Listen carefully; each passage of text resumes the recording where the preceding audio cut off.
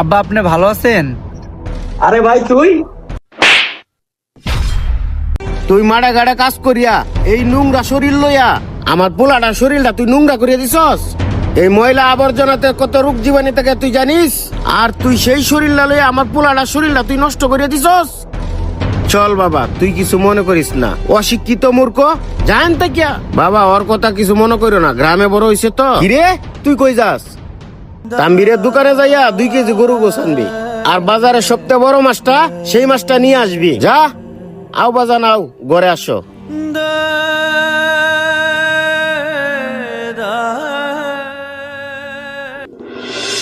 চঞ্চল, এনামুল, শুন, আমার তো বয়স হয়েছে গা, কখন যে কি হয় তা তো বলা যায় না। আর শুন, তোর মা তো অনেক আগেই চলে গেছে গা, তাই আমি সিদ্ধান্ত নিছি আমার জায়গা জমি যায় আছে তগো 2 ভাইরে ভাগ করিয়ে দিমু। আব্বা তুমি খুব সুন্দর একটা সিদ্ধান্ত নিছো। আসলে তোমার এখন অনেক বয়স হয়ে গেছে গা, কখন যে কি হয় বলা যায় না। তখন তো আমাদের 2 ভাইয়ের মাঝে অনেক ঝামেলা হয়ে যেতে পারে। আর তুমি যদি বেঁচে থাকতে সমাধান করে দিয়ে যেতে পারো তাহলে তো ভালোই হলো। আব্বা তোমার কাছে কিন্তু অবশ্যই আমার একটা দাবি আছে। বলো বাবা। আর বাজারের মাঝখানে যে ওই 1 বিঘা জমি আছে ওইটা আমারই দিয়েন, আমি বিশাল একটা মার্কেট বানাবো সেখানে।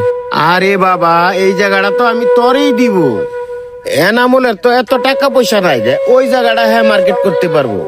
আর রাস্তার পাশের জায়গাটাও আমি তোরে দিলাম। এনামুল তুই কি কস?